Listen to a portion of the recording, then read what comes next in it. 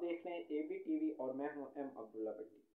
आज की जो सबसे बड़ी खबर है वो ये है कि इमरान खान की एक ऑडियो जारी हुई है, बल्कि एक सुबह जारी हुई थी, एक अभी कुछ देर कबल भी एक और जारी हुई है। इन दोनों ऑडियोज के हवाले से आज मुख्तलिफ सारा दिन यानी कि हुकूमत की जानिब से एक प्रोपेगेंडा किया गया और इसको एक यानी कि ओरिजिनल ऑडियो के हवाले से एक यानी कि इमरान खान को एक्सपोज और यानी कि उसको एक बदनाम करने की कोशिश की गई, लेकिन उसके कुछ हकाइक अलग हैं। अब सवाल यह है कि क्या ये ऑडियो वाकई ही ओरिजिनल है, लेकिन अब इस के हवाले से जब ये फॉरेंसिक होगी तभी ये पता चलेगा कि ये आया ओरिजिनल है या नहीं। लेकिन सवाल ये है कि इसको जारी कौन कर रहा है। अब ये वाली जो वीडियो आज सुबह जारी हुई है उसके अंदर इमरान खान बेसिकली क्या कह रहा है,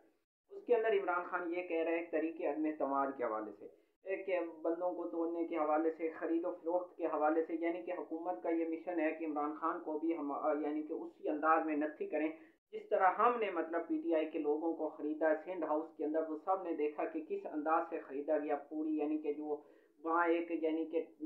पूरा माहौल बनाया गया लोगों को खरीदो फरोख्त, उनको बल्कि वहाँ रखा गया पीटीआई के जो मुनहरिफ अरकान थे। इसी तरह के जो यानी कि अब इमरान खान को भी उसके बराबर यानी कि लाखरा करने की एक कोशिश की गई है। लेकिन उस ऑडियो के अंदर ये वाज़े तौर पे देखा जा सकता है कि जो इमरान खान की गुफ्तगू है वो एक यानी कि पढ़ाई के अंदर नहीं है,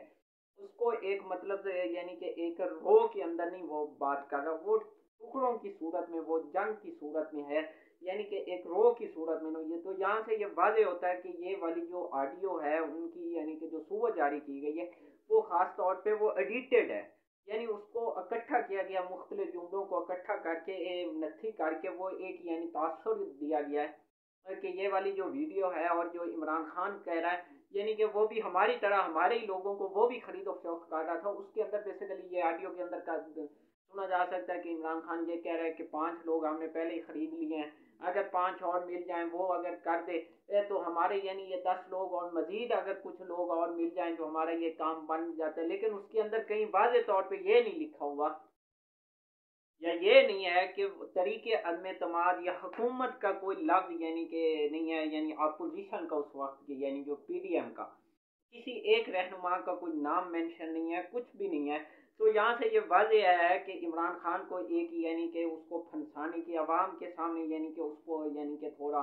बदनाम करने की एक साजिश थी। लेकिन वो भी आज मेरे ख्याल में उस अंदाज से हुकूमत ने उसके ऊपर बड़ी कोशिश की, पूरी यानी कि तगड़ो की, लेकिन उसको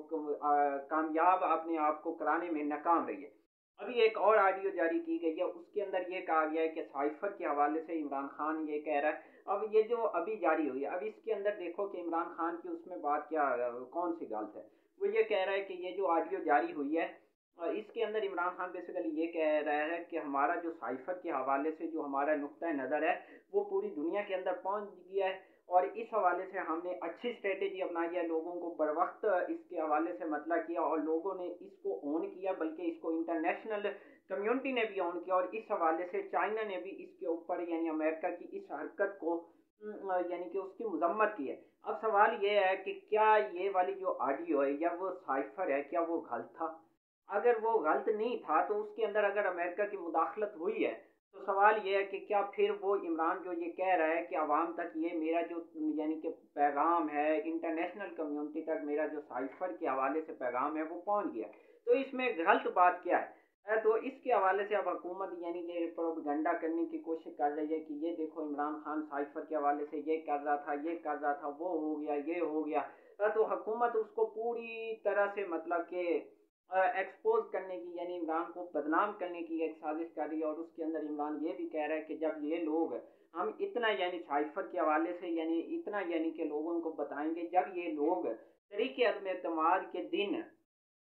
वोटिंग के लिए जाएंगे तो इनके लिए प्रेशर होगा, इनके लिए मुश्किलात होंगी, तो ताकि ये आवाम को फेस ना कर सके। तो ये अच्छी चीज़ है, इसके अंदर मेरे ख्याल में कोई ऐसी चीज़ नहीं है कि जो मतलब कि इमरान को यानी बदनाम करने वाली बात। अब देखें ना कि लेटर आया है ना, या तो लेटर आई है ना और साइफर आया, इसमें भी कोई शक नहीं है। तो इसके अंदर जब एक चीज़ हकीकत है और इसके अंदर जब एक अमेरिका और इस तरह के ममालिक का किरदार आया है तो वो बता रहा है अपनी कौम को, अगर कौम उसके साथ खड़ी हो गई है तो और वो उसका साथ दे रही है तो इसमें गलत क्या है?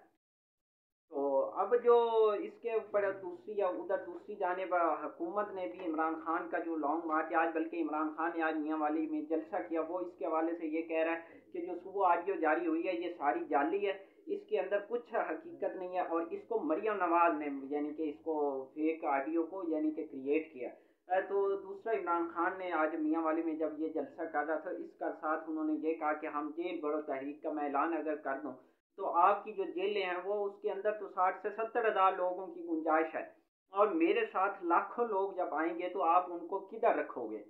تو اس کے اوپر جب رانا ثناء اللہ نے یہ کہا کہ عمران خان کو کسی صورت بھی اسلام آباد کے اندر داخل نہیں ہونے دیا جائے گا،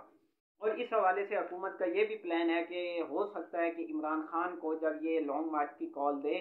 تو اس حوالے سے ممکنہ طور پہ یہ اس طرح کی خبریں گردش کر رہی ہیں اسلام آباد کے اندر کہ عمران خان کو پولیس کو یہ بلکہ ٹاسک دے دیا گیا ہے، اور اس حوالے سے یہ سندھ سے بھی کم از کم 30 ہزار کے راؤنڈ اباؤٹ جو نفری ہے وہ طلب کر لی گئی ہے، اور اس حوالے سے آج انہوں نے بلکہ یہاں پہ پریکٹس بھی کی ہے اسلام آباد کے اندر پولیس نے ممکنہ مارچ کو روکنے کے لیے، اور اس حوالے سے کنٹینر اور خندقیں اور ڈی چوک کے حوالے سے پورا ایک جو انہوں نے سیکورٹی سخت کر دیا، بلکہ اب جو اسلام آباد کے اندر جو حکومت کا پلان ہے وہ یہ ہے کہ جو بھی بائک سے یعنی کہ لوگ آتے ہیں ان کا چیک اینڈ بیلنس، ان کی تلاشی، ان کا یعنی کہ جو ہوٹل ہے ان کی بھی تلاشی لینے کے حوالے سے وہاں بھی آپ سرچ آؤٹ کرنا لوگوں پولیس نے شروع کر دیا، اور اس کے ساتھ ہی رانا ثناء اللہ نے یہ بھی کہا ہے پولیس کے ذریعہ پولیس یہ بیان دے رہی ہے کہ ڈرون شیلنگ ہوگی۔ اب یہ دیکھو کہ یہ والی جو ڈرون شیلنگ ہے یہ صرف اس سے قبل فلسطین کے اوپر یوز کرتا ہے یہ اسرائیل، تو اب یہ حکومت آپ نے پاکستانیوں کے اوپر یعنی کہ یہ ڈرون شیلنگ اور اس طرح کی جو ایک یعنی کہ انتہا پسندی اور اس طرح کی جو حرکات ہیں وہ کرے گی۔ دوسرا حکومت کا پلان یہ بھی ہے، اور وہ یہ ہے کہ عمران خان کو نظر بند کر دیا جائے گا، جب یہ نہیں کہ یہ لانگ مارچ کی کال دے گا تو اس کو بنی گالہ کے اندر ہی یعنی کہ نظر بند کر دیا جائے گا، وہ باہر نکل ہی نہیں سکے گا، اور ایک اگر وہ باہر یعنی کہ کے پی کے یا لاہور سے اگر جلوس لے کے آتا ہے یعنی اس کی قیادت کرتا ہے لانگ مارچ کی، تو اس صورت میں اس کو روات سے گرفتار کیا جائے گا۔ اب سوال یہ ہے کہ اگر عمران خان گرفتار ہو جاتے ہیں بالفرض تو اس کے بعد حکومت کیا سمجھے گی کہ اس کے کارکن گھر بیٹھ جائیں گے، وہ خاموش ہو جائیں گے، پرامن ہو جائے گا ملک، یا مطلب کہ اس کی حکومت آپ کی یعنی کہ دیر پا چل سکے گی، ملک کے اندر خوشحالی آ جائے گی؟ ایسا ممکن نہیں ہوگا بھائی، جب عمران خان اس وقت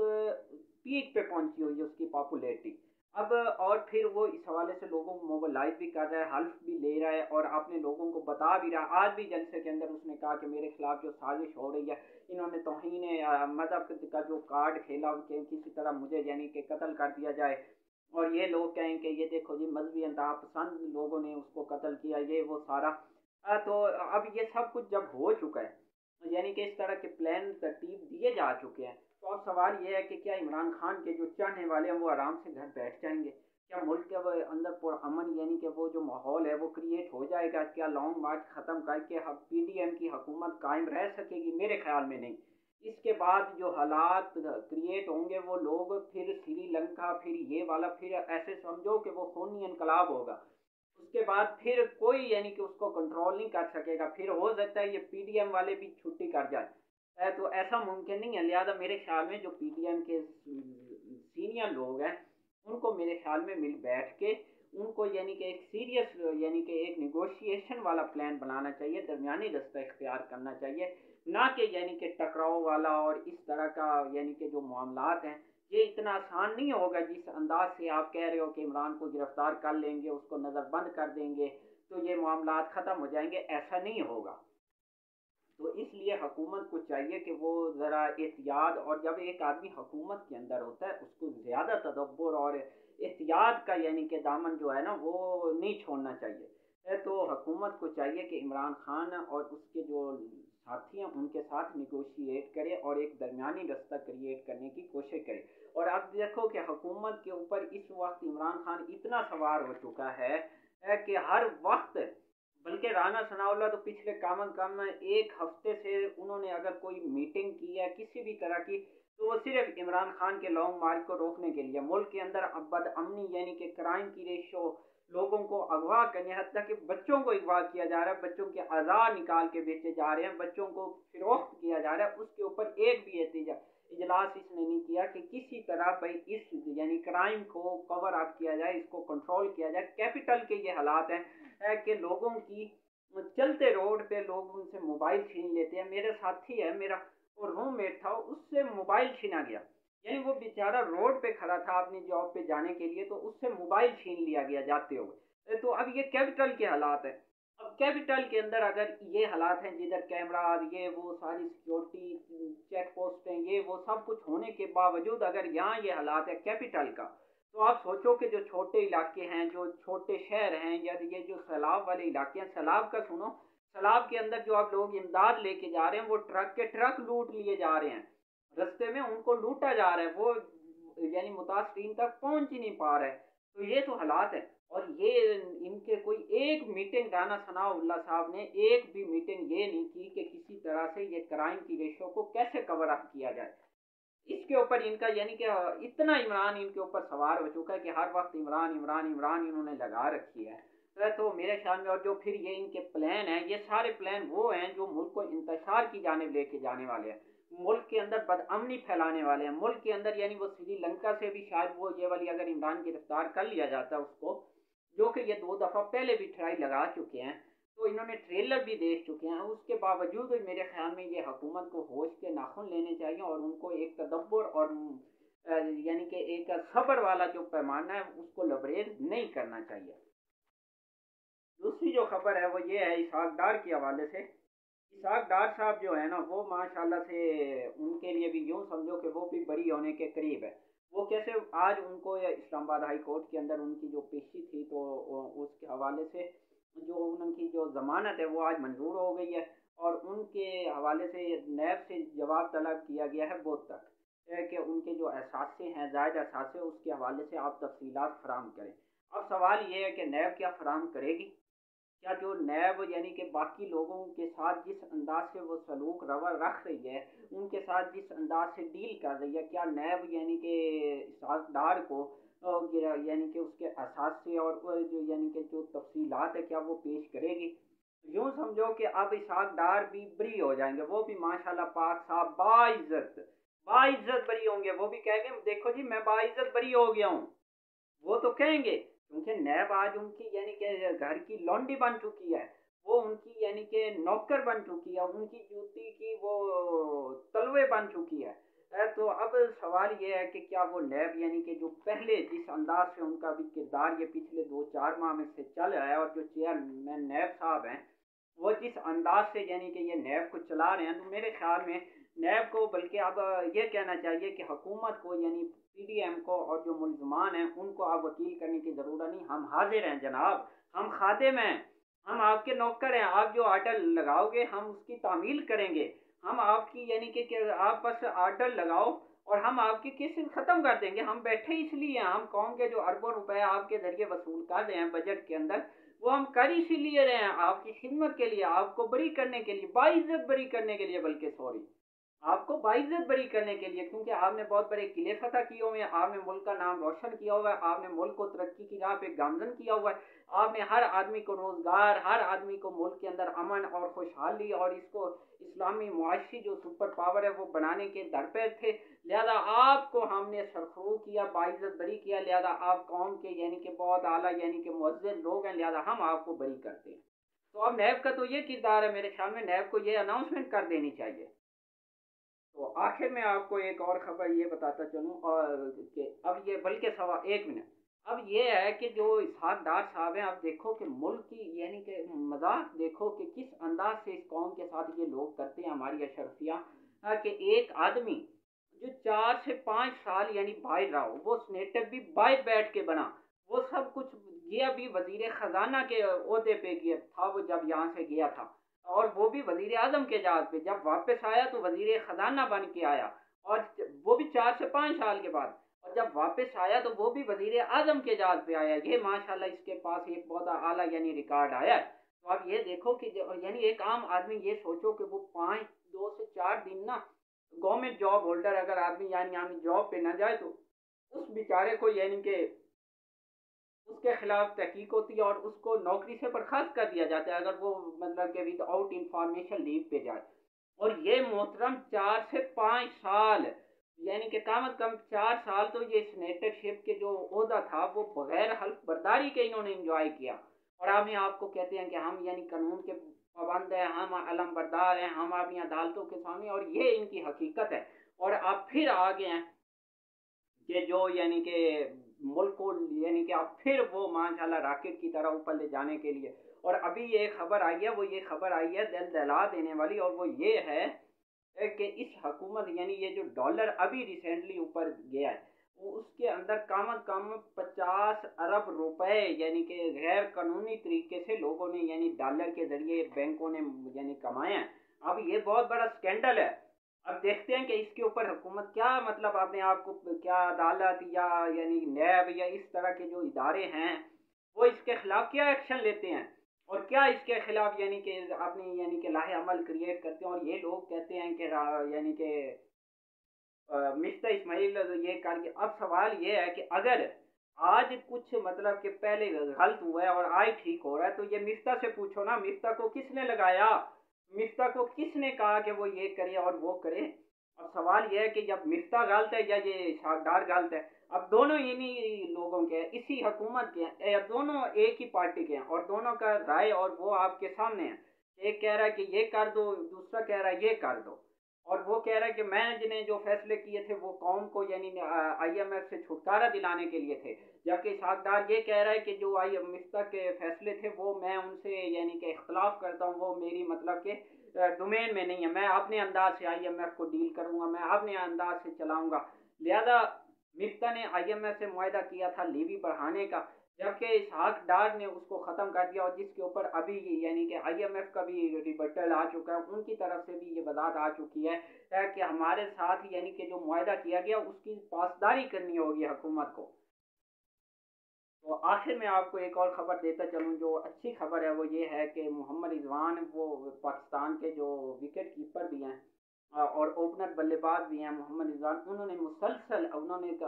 कई आलमी रिकॉर्ड कल यानी आज जो बल्कि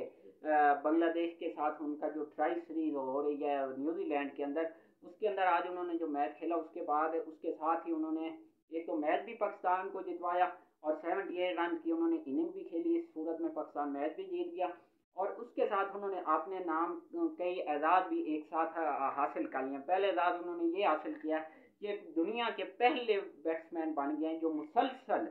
2 साल यानी 1500 रन इन्होंने किए हैं। इससे कबल बाबर आजम जो पाकिस्तानी बैट्समैन हैं, उन्होंने 2019 और 2021 के अंदर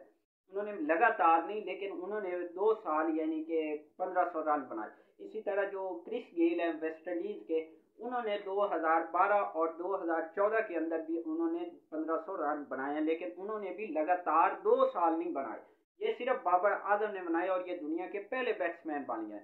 और दूसरी जो इन्होंने रिकॉर्ड आपने नाम किया वो ये किया है कि 58 इनिंग्स के अंदर T20 की 58 इनिंग्स के अंदर सबसे ज्यादा रन बनाने का इनके पास यानी कि वो एजाज आ गया। ज्यादा रन इन्होंने बनाए 2338 रन, जबकि